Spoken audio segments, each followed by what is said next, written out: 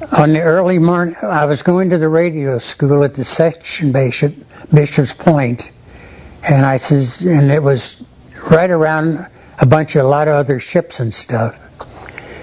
A buddy of mine was on the USS Arizona.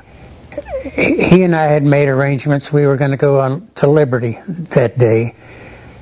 So before I went to bed that night, I got a clean uniform out, hung it up, so I was partly ready to go ashore.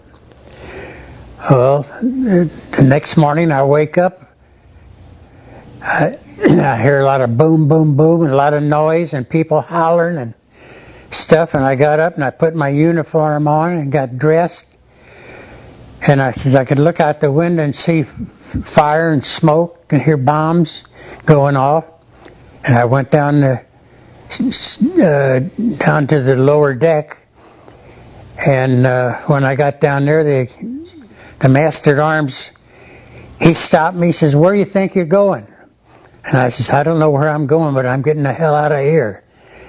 He gave me a pistol and a rifle and shells for both of them, and he says, "See that ship over there?" I says, "Yes." And he says, "Well, that ship is coming in now to unload, and we got to get it up against the dock. We need help over there." So, okay. He says, "Go over there and do it." Well, that meant going around a pretty good distance, and I said I took off in the run because the Japanese planes were flying right above my head. There was fire burning every place. There was shells being shot, and the water was covered in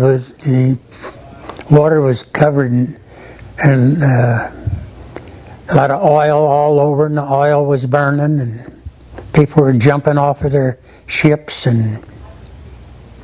But we got the caster tied up. After that, I went back, and they says, "We need you or at the old hospital."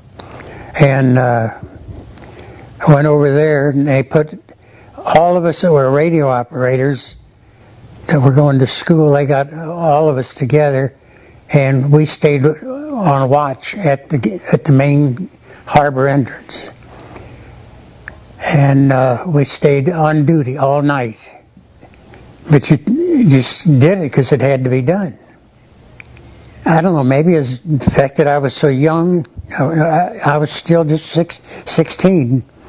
And maybe you don't just think about all that stuff. But it was just a mess, one mess.